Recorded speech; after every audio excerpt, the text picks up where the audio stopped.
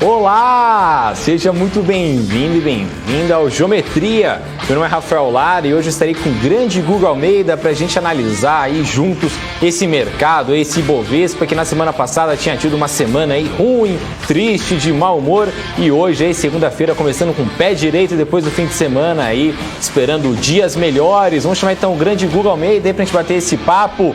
Guga, tudo bom com você? Como é que foi seu fim de semana? Fala, Rafa! Boa noite, pessoal. Foi ótimo o final de semana. Aproveitei aí bastante com a família, né? Carregando as energias e me preparando para esse momento. Tô bem feliz.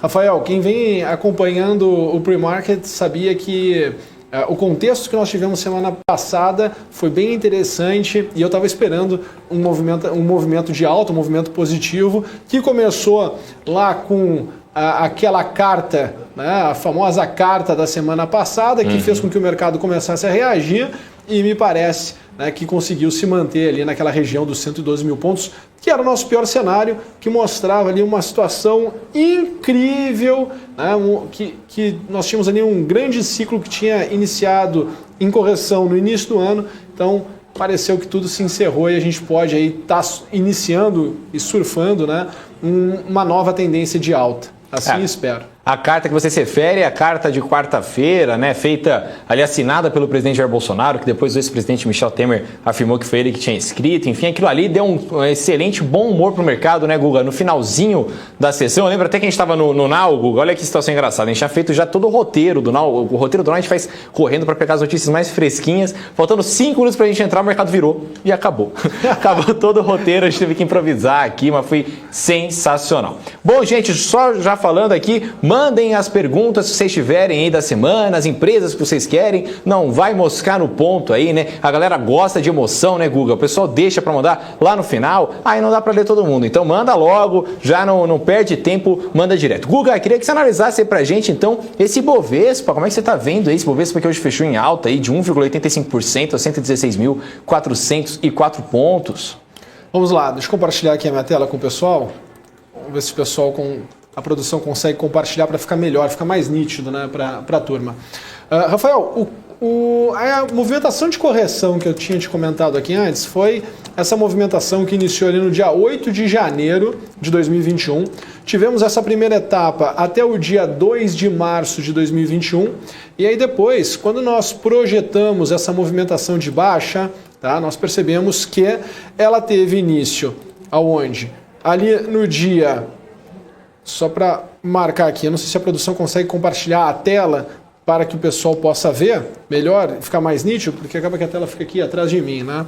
Mas a gente teve aqui essa correção que iniciou ali no dia 7 de junho e foi até o dia 9 de setembro, tá?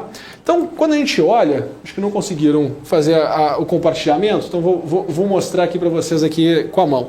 Nós tivemos essa primeira janela de correção, primeira etapa de queda, tá? Muito forte, muito intensa. Tivemos toda essa jornada aqui positiva. Aqui a gente teve uma tensão nova política, foi, né, a saída do Lula, foi todo aquele movimento em cima, né, do ex-presidente Luiz Inácio Lula da Silva, aonde o mercado ele ficou mais pessimista, vinha num processo pessimista, mas depois a gente destrava um movimento de alta, um movimento positivo. Bom, depois que teve essa movimentação, tivemos essa segunda etapa de queda.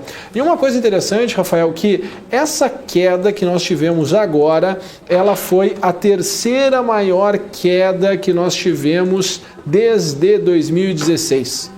Ela só perdeu para a greve dos caminhoneiros e para o movimento que nós tivemos ano passado em função do Covid. Então é uma queda mais expressiva, mais intensa em relação às outras quedas que nós tínhamos tido ao longo desses últimos 5 anos. Olha só que interessante, né? Quando tu vai analisar os dados, quando tu vai analisar os números, quando tu vai analisar o comportamento do mercado. Então é natural tu esperar, é natural tu imaginar que neste momento podemos sim ter aqui um início, quem sabe assim espero que seja, de uma movimentação de alta, tá? Que movimentação pode se acontecer, Rafael Lara? Tá? Para que a gente possa também entender.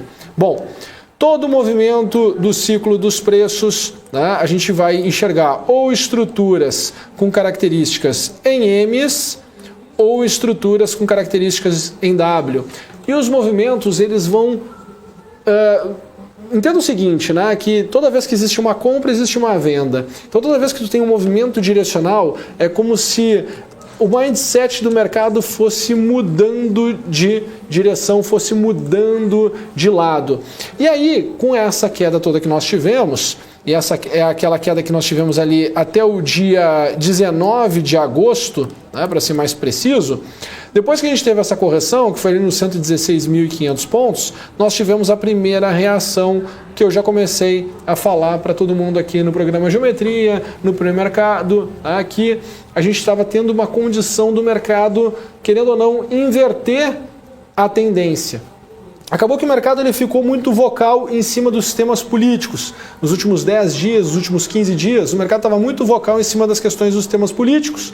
Foi se agravando, foi se intensificando até o dia 7 de setembro. Tivemos aquelas manifestações do dia 7 de setembro.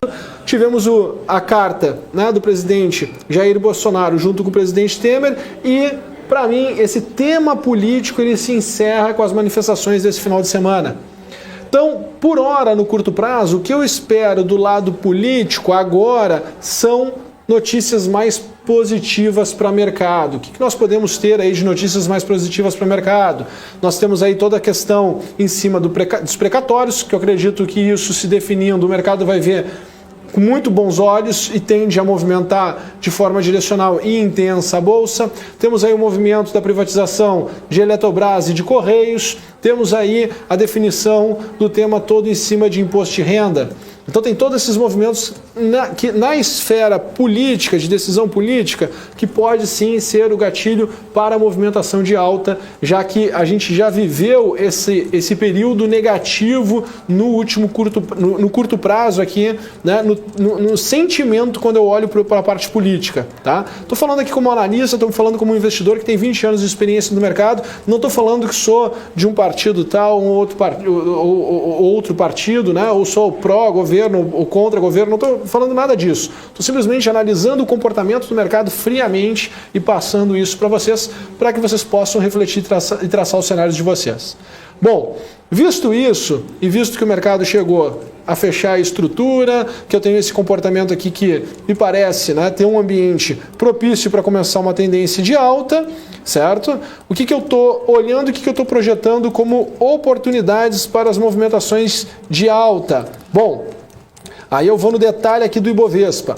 O que eu estou olhando aqui no detalhe do Ibovespa, né, pessoal? Para poder também não criar uma expectativa acima do que o mercado mostra que tem condições de entregar. Uma vez que a movimentação que nós tivemos entre os dias 19 e 25 de agosto, tá? Aquela movimentação de alta que nós tivemos ali entre os dias 19 e 25 de agosto, bem esse período aqui, rapidinho que nós tivemos, tá? Essa movimentação, ela foi uma movimentação em torno de 40% da última jornada de baixa, da última perna de baixa, tá? Perna de baixa é essa que aconteceu onde? Entre os dias 15 de julho e 19 de agosto, tá? Então, essa correção de 40% deste movimento, ela me cria alguns cenários possíveis onde eu estou olhando o que os participantes do mercado estão fazendo. Que cenários possíveis são esses? Primeiro movimento, que eu acredito que possa ser mais intenso da Bolsa, é ela retornar ali para a região dos 123.800 pontos. Quando eu olho para esses 123.800 pontos, né, arredondando aqui próximo dos 124 mil pontos, tá, que está correlacionado com essa alta aqui, eu noto que é muito próximo dos fundos que nós tivemos neste movimento de correção, neste movimento de queda, que aconteceu ali entre o dia 4 de junho e 1º de julho. Tá? Então, eu acredito que a gente tem espaço para um primeiro rally e para esse nível de preço. A partir daí, o mercado ele tende a ficar mais complexo na questão ganhar tendência ou não. Tá? O mercado vai ficar mais complexo, ele vai encontrar uma região de resistência forte e intensa nos níveis de 126.400 pontos, Então, se o mercado conseguir avançar um pouco mais, a segunda derivada deste nível de preço acontece aqui nos 126.400 pontos. Tá? Nota que se a gente volta para trás um pouco no tempo, a gente vai perceber que nós tivemos essa janela aqui entre os dias 19 de julho e 30 de julho, foi um período, né, foi esse período que tá aqui marcado, ó, ele foi um período bem complexo ali do mercado. Tá? E acaba que as minhas projeções, analisando o mercado e fazendo as projeções, acaba que ela encontra esta região como sendo uma região novamente complexa. Então as coisas casam, né? As coisas casam, os cenários vão casando, faz sentido. Tá? Acima desse nível de preço, Rafael, o próximo nível que eu consigo identificar é lá na região dos 132 mil pontos, tá? Que é a região de 113. E nota como essa região de 113, que está conectada com este nível de preço, ela é muito próxima do topo. É o nosso topo histórico que nós tivemos no Ibovespa. Tá? Então, estou enxergando essa força potencial ir para lá. E o melhor dos cenários, e é um cenário totalmente possível, porque o que acontece? A gente tem que entender que falta 15 dias para que termine esse trimestre. E se a gente for pensar, desde o início de 2021... o mercado vem falando o seguinte: o segundo semestre de 2021 vai ser muito bom. Os resultados das companhias serão muito bons. Essa era a narrativa. A gente entra no segundo semestre, e foi até algo que eu comentei aqui para vocês, a gente estava muito próximo aqui dos topos. Eu comentei, olha, o mercado vai cobrar um resultado muito forte para continuar subindo desse nível de preço. Ou ele vai para um degrau mais abaixo, que vai, querendo ou não, dar, né, uma margem, porque tu vai entender, opa, né, os resultados estão sendo bons, os resultados estão sendo fortes, e o mercado tá nesse patamar de preço, em tese está barato. Se em tese está barato, o que o mercado vai fazer? Vai tomar risco. Tomando risco, o que vai acontecer com o mercado? Vai subir. Tá? Então existe esse espaço, existe essa atmosfera. Se tu for pensar, né, no tempo e aonde nós estamos no mercado agora, o comportamento que o mercado fez durante esse processo de correção, o que foi surgindo de temas negativos durante esse processo, pô, a gente de fato tem uma janela de oportunidade aqui muito interessante para se tomar risco. Tá? E o melhor dos mundos, só para terminar aqui a análise do Ibovespa, seria retornar para o nível de 140 mil pontos. Tá? Então, enxergo a possibilidade de nós voltarmos lá para aquela região dos 140 mil pontos. Show. Tentei resumir, Rafael. Desculpa até. Falei tanto que tu foi comentar, show de bola, eu consegui te interromper. Então, me desculpa, estou aquecido, estou disposto a conversar bastante, explicar nos detalhes hoje para o pessoal. Ô, Guga, não precisa pedir desculpa para falar, não, meu. Fica tranquilo, a análise foi excelente, estava aqui prestando atenção, eu já falei. A única coisa que eu reclamo é que a gente não tem uma pipoquinha aqui do lado para eu assistir essa análise sensacional do grande Guga Almeida aqui. Bom, Guga, ó, vamos dar uma olhada aqui, ó. O Elder tá pedindo PIB, acho que é PIB, PIBB, PIBB11, existe? Existe. Esse ETF, então acho que é PIBB11, que ele não colocou o número do lado, eu não sei se ele estava apenas fazendo um comentário, agora ele fala de Bulls, quando é Bull Market, ou se estava querendo só falar de PIB, mas eu acho que é PIBB11 mesmo, ele quer que se analise esse ETF da nossa Bolsa de Valores. O PIB, na verdade, né, é nós negociarmos o nosso Ibovespa. Então, se nós olharmos na prática, o comportamento do mercado, o comportamento do preço está muito parecido com o do Ibovespa. Tá? Então as expectativas são semelhantes. Claro, a gente tem que entender aqui qual é o preço que a gente consegue projetar. Tá? Mas a movimentação e as expectativas, elas são muito semelhantes. Também fechou toda a correção. Também a movimentação, essa primeira movimentação aqui de repique, na mesma janela de tempo que nós tivemos no Ibovespa, também foi de 40%. Também as expectativas nos mesmos níveis, os mesmos moldes do Ibovespa. Tá? Primeiro retorno, voltar ali para a região de 213,50. Segundo nível, 217,25. Terceiro nível, a região dos 225,35.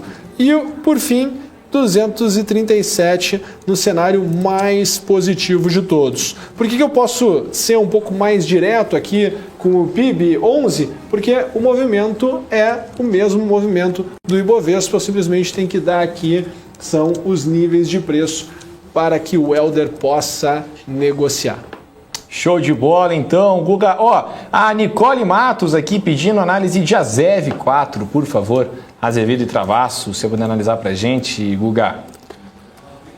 Será que a Nicole Matos é a Nicole que trabalha aqui com a gente, está assistindo o programa, ou é uma outra Nicole? De qualquer forma, um beijo para a Nicole que assiste aí a gente, também um beijo para a Nicole que trabalha com a gente aqui na BMC, excelente profissional, adoro ela, lá do RH. Um beijo para a Nicole.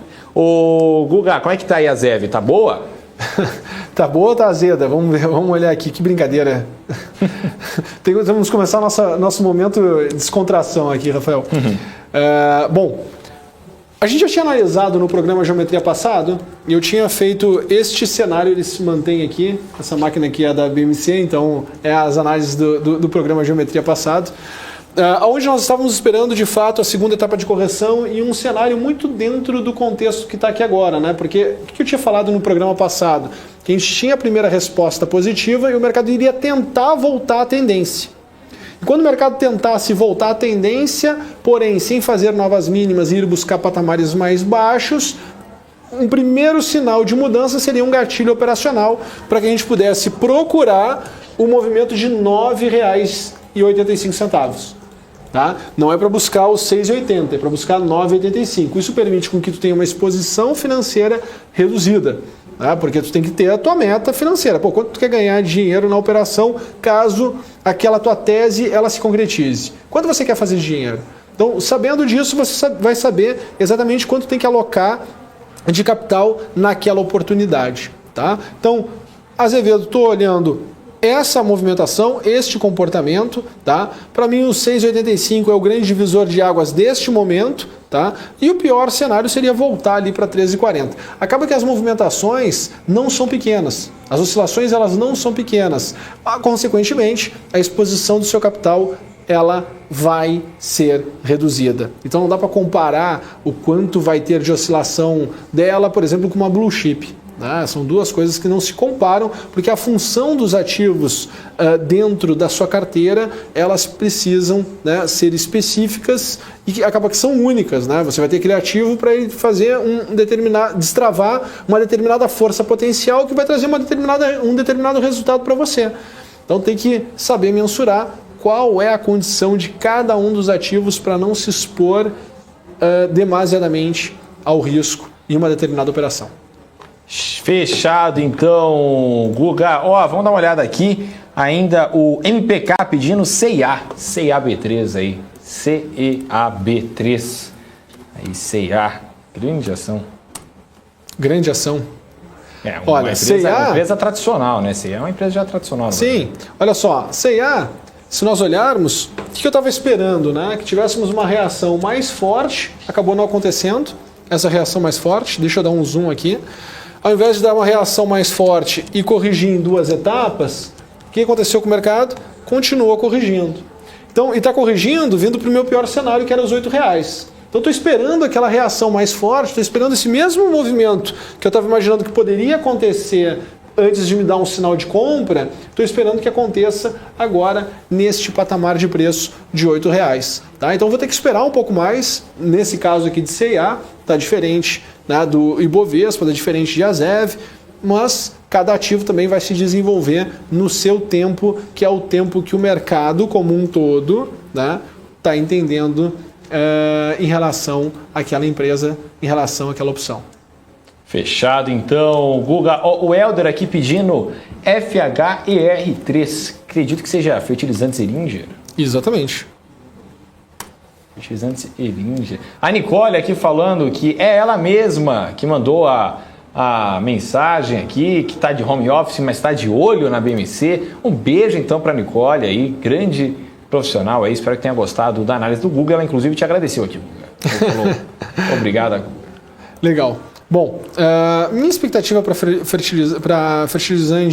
fertilizantes Eringer é que a próxima movimentação a gente vá ter o rally, olha só que transformador, né? Podendo ir para a região de R$ 91,00. O que acontece, né? O movimento de curto prazo que nós temos aqui, porque eu estava analisando aqui o ciclo maior de todos, tá? Quando eu vou analisar aqui o ciclo menor de todos, deixa eu só achar o botão de delete, acabei de deletar aqui. O ciclo menor que eu tenho é este aqui, ó. Vamos traçar o ciclo menor. Fiz aqui minha projeção. Só fazer o ajuste fino. Olha só o nível de preço que nós fomos aqui. Vamos a R$ 35,55. Tá? Nós temos aqui R$ 35,55. Legal. Depois dos R$ 35,55, o que nós tivemos? Uma etapa de queda, o mercado está fazendo seu repique, tá? O mercado está fazendo seu repique. Vamos ver se tem alguma coisa que tenha sincronicidade para ir lá mais acima.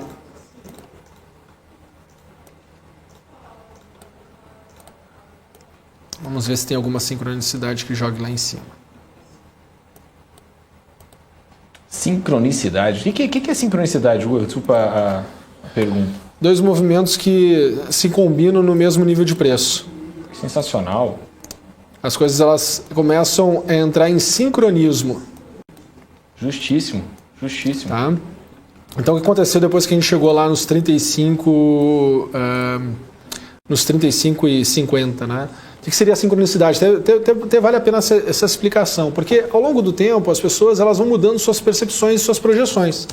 Quando tu enxerga um movimento maior entrando, né, numa mesma frequência de objetivos de movimentos menores, eu falo que entrou em sincronicidade, né? O curto prazo ele percebeu o movimento de longo prazo e eles caminham juntos para um determinado objetivo. Então quando tu vai fazer essas análises maiores, né, com tempos mais longos, e aí tu pega lá 3, 4, 5 anos, para poder surfar essa onda de 3, 4, 5 anos, tu tem que viver os 3, 4, 5 anos. Só que a gente não consegue viver com calma e com harmonia com os nossos investimentos uma semana. Vamos imaginar, né, manter uma posição aí de 3, 4, 5 anos, onde tu vai ter aí algumas correções, alguns ajustes expressivos ao longo do tempo, né? Então, acaba que muitas vezes, principalmente quando o mercado entra numa tendência muito forte, tu te obriga a ter que olhar o ciclo maior. Né? Então, quando tu vai olhar o ciclo maior, acaba que a percepção de risco e retorno ela fica alta. Né? Tu não fica com uma vantagem em tomar risco. Então, tu tem que olhar para um cenário menor. Quando tu olha para um cenário menor e esse cenário menor ele está, né, criando níveis, projetando níveis semelhantes aos cenários maiores, eu chamo que a gente está em sincronicidade. As coisas elas estão num reloginho e a chance de acontecer é muito mais forte. Tá? Então, quando eu olho para cá, o que eu estou enxergando? Né? Primeiro, vai ser muito difícil superar essa região de R$ 35,00 mesmo. Tá? Bem difícil mesmo. Tá? Eu acho que é o grande desafio, 35,40. Isso se reforça aqui, porque nós tivemos esse movimento mais intenso aqui de baixa. Tá? Depois desse movimento mais intenso de baixa, se eu pego essa primeira movimentação mesmo, né? Tivemos aqui o repique do mercado que ele sobe 50% e depois ele cai. Quando eu venho para as minhas projeções, essa região aqui dos 35 é o nível de preço de 70,7. E esse 50%, ele é, né, assim, o 70,7 é a primeira derivada desse nível de 50%. Quando tu vai olhar essa matemática mesmo da geometria comportamental, tu vai entender exatamente por que esses níveis são esses níveis. Né? Não é que eu jogo uma régua e tudo pode acontecer. Não. Tá? Tem algumas relações que tu vai seguindo e tu vai interpretando o mercado baseado no comportamento do preço das oscilações de alta contra as oscilações de baixa. Tá? Então, para mim, é uma barreira bem difícil ali dos 35,80 a ser superada. Tá? Depois, a próxima barreira, que é bem difícil também, seria os R$ 43,00. E aí sim, né, se superar esse nível de preço, aí nós podemos imaginar que vai dobrar de valor, que vai lá para aquela região mesmo dos R$ 90 a R$ 100. Tá? Aí seria dobrar de valor de novo, né, a cotação do ativo. Perfeito, Guga. Vamos trazer aqui então o Celso Costa pedindo o WEG 3, por favor. A famosa fábrica de bilionários. Né? Ela era uma das queridinhas e ela vem sofrendo um pouco mais no curto prazo. Né? Ela foi meio que amassada nesses últimos meses aqui. E o pessoal, ninguém gosta de ficar, né, num ativo que fica num processo de correção durante um tempo um pouco mais intenso, tá? Um pouco mais longo. Mas tivemos aqui essa correção toda de VEG. Se eu pego aqui a última janela de correção, está aqui, as duas etapas de queda. Tivemos a melhora, as etapas de correção, E agora eu vou ver aqui quais são as projeções que eu tenho de alta. Vamos lá. Vou ser um pouco mais otimista. Vou pegar um cenário um pouco mais longo. Então, minha perna de referência de baixa é essa perna que começou no dia 22 de fevereiro de 2021 e foi até o dia 21 de maio de 2021. Depois, o que nós tivemos? Essa melhora que foi até o dia 21 de junho de 2021 e aí o mercado corrige em 2 etapas para baixo. Só que essa melhora aconteceu até o nível de 40% também. Então as minhas projeções elas estão aqui, ó. Primeiro nível que eu imaginava que VEG poderia chegar está aqui, R$ 38,35. Tá? Então esse aqui era o primeiro nível que eu acreditava que VEG poderia alcançar. Tá? Que é o nível que nós estamos. Qual é a barreira mais complexa de curto prazo a ser superada? R$ 40,65. Tá? Então o drama vai estar aqui. Entre esses 38,35 e 40,65. Para mim o drama a ser superado está aqui. Depois vamos para a região de 113. A região de 113 seria em 48, seria um topo histórico novo. Opa, desculpa, não é 48, é 45,75. Marquei errado. 45,75. 45,75 é as máximas históricas que nós tivemos em VEG. Tá? Então esse seria o movimento que a gente veria a VEG acelerar novamente. Tá? Seria bem interessante. E o melhor dos melhores dos cenários é voltar, quer dizer, voltar não, é ir, nunca teve lá, então é ir lá para o patamar de preço de R$ 54,00. Tá? Então esse seria o cenário mais positivo de VEG neste momento. Tá? Então está aqui todo o espectro para mim de possibilidades. Vai ser o nível de preço mais complexo no curto prazo é superar os R$ 40,60 e aí após isso eu acredito que tende a se movimentar de forma mais intensa. Show de bola, então, Guga, ó, já são 6h35, então estamos entrando aí na nossa reta final do Grande Geometria, aí faltam 10 minutinhos pra gente encerrar o programa, então vai mandando aí os tickets que vocês querem, galera. Ó, o Riquelme Maggi pedindo aqui BBSE3, por favor, Banco do Brasil Seguridade, por gentileza, Guga. Bom, aqui o que eu enxergo de verdade, tá? A gente tem a possibilidade de ter encerrado o ciclo de baixa, beleza? Tá? Então, a possibilidade de ter encerrado o ciclo de baixa. Por quê? Se nós pegarmos esta movimentação que aconteceu entre os dias, só para entendermos aqui. Opa, mexi errado aqui. Tá, pronto. Se nós pegarmos aqui, entre o dia 13 de janeiro de 2021 e o dia 4 de maio de 2021, nós pegarmos essa movimentação, foi uma movimentação intensa, direcional. O mercado tentou melhorar de fato, né? Ou seja, melhorou, andou, teve uma oscilação positiva aqui de 16%, tá? Mas não conseguiu se manter. Quando retornou para a tendência, foi muito mais forte e rápida, foi mais intensa do que o período da alta. Então, essa intensidade de queda, essa intensidade de correção fez com que o mercado fosse para um patamar mais abaixo. O que foi esse patamar mais abaixo? Fez a projeção, né, com a mesma amplitude que nós tivemos anteriormente. Tá? Me chama a atenção que essa movimentação em tempo, né, porque essa linha aqui não é uma linha de tendência. Isso aqui não é uma análise técnica clássica, tradicional. Né? Eu utilizo essa linha simplesmente para marcar, né, onde estava a cotação, onde está a cotação agora e qual foi o tempo que o mercado demorou para sair de um determinado ponto e ir para o outro ponto. Não é uma linha de tendência. Eu noto que essa segunda movimentação ela foi mais rápida do que a primeira. Uma vez que a movimentação foi mais rápida do que a primeira, me mostra que os participantes do mercado eles estavam mais convictos na queda na segunda movimentação do que na primeira. Porque se tu tem uma variação de preço mais rápido do que na primeira, mostra que o mercado tem lote para sair vendendo. Beleza, tá? Entendido isso. A partir daí, o que eu tenho que esperar? Eu preciso que o mercado, neste patamar de preço, que foi o que ele chegou, dos R$ 18,20, o mercado consiga reagir. Ou seja, o mercado consiga melhorar. O mercado consiga voltar a subir. Um pouco mais intenso, um pouco mais forte do que está fazendo agora. Talvez algo semelhante ao que fez ali atrás, né, entre os dias, só para saber direitinho aqui, entre os dias 4 de maio e 21 de junho. Tá? Então, repetir aquela movimentação seria interessante. Depois, mercado voltar na tendência anterior, que é a tendência de baixo, porém mais devagar. Perder essa força, essa velocidade da queda. O mercado precisa perder essa velocidade da queda. Até pode, a última etapa, acelerar, ser um pouco mais intenso e tudo mais, mas precisa, no todo, fazer um movimento mais lento do que estava fazendo anteriormente. Tá?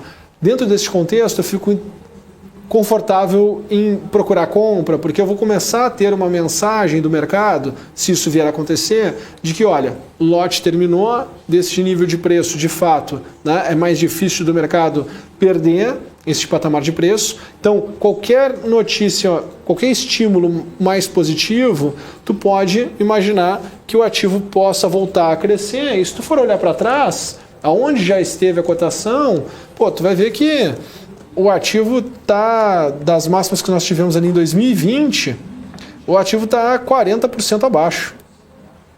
Tá? Então, assim, quando tu bota isso tudo na mesa e começa a refletir e criar uma estratégia, tu vai perceber que tem uma lógica, né, de expectativa para o comportamento do ativo. Agora, se o mercado vai fazer ou não, poxa, a primeira coisa que tem que fazer é que o mercado te mostre sinais de que essa tendência de baixa não vai se intensificar, não vai continuar, né, para que tu não fique sofrendo e possa construir uma expectativa positiva em relação ao futuro dessa posição que tu queira montar aí em BBSE3. Show de bola, então, Guga. Ó, vamos dar uma olhada aqui no chat aqui, ver se a gente tem mais perguntas aqui, ó. Temos sim o Sérgio Ricardo aqui pedindo Vale e Gerdau, por favor, para você analisar. Então, Vale 3 aí pra gente, por favor, uma das maiores ações do Ibovespa aí, né? Um dos maiores pesos do Ibovespa, né, Guga? Sim, sim. Bom, então vamos dar na uma individualidade, se tu fosse olhar assim, por TIC, né? Ela é a que mais oscila, mas se tu somar Petro 3 com Petro 4, Petrobras oscila mais, né? Mas E são as duas ações com mais os maiores pesos do Ibovespa, né? Petrobras sim. e Vale. Sim, aí depois sim. vem o setor de bancos como um todo. Não é? O Vale veio sofrendo bastante em função da queda do minério de ferro. Tá?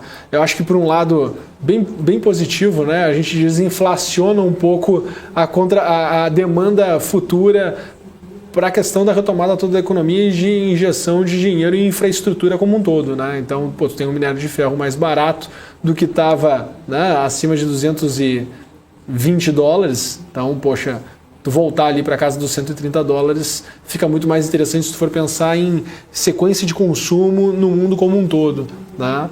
Obviamente que todos os investidores, os analistas começam a colocar isso no preço e começam a ter essa reprecificação aqui em Vale. O que eu estou vendo, tá, Rafael? Bom, nossa primeira etapa aqui de correção de Vale, quando eu analiso, ela foi uma correção que aconteceu de 50% daquela tendência que nós tivemos de alta entre os dias 24 de março de 2021 e 10 de maio de 2021. Tá? Acho que nunca se falou tanto de Vale como este período.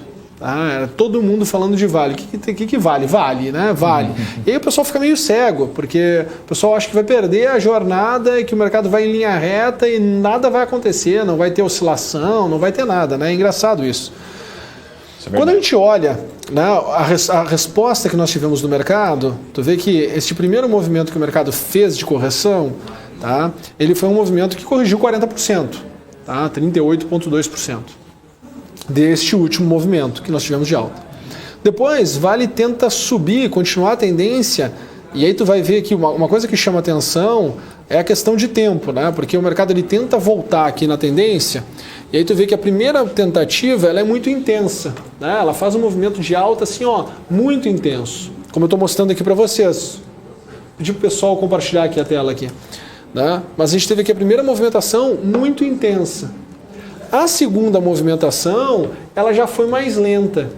Tá? O mercado ele ficou muito mais calmo, ele demorou muito mais tempo, né, para continuar a movimentação de alta. Então, essa percepção aqui é extremamente importante, extremamente rica. Tá? Porque tu tem todo o movimento direcional, o mercado corrige 40%, sobe muito rápido e depois ele sobe muito devagar. E aqui ele consome muito tempo. Essa é a mensagem mais legal do mercado. Isso que aconteceu aqui em Vale, se aconteceu com os ativos, mas de forma contrária, nessa correção, poxa, é muito legal, é muito bom, muito positivo. Tá? Não sei se o pessoal está vendo, porque eu acho que deu algum probleminha aqui, não estou conseguindo compartilhar a tela. Tá? Enfim, isso mostra uma certa fraqueza na tendência, Rafael. E aí quando tu nota o movimento em sequência de Vale, né, tu percebe essa correção que a gente teve. E essa correção ela foi, de certa forma, bem expressiva. Né? A gente teve aqui uma correção de 20% em 30 dias.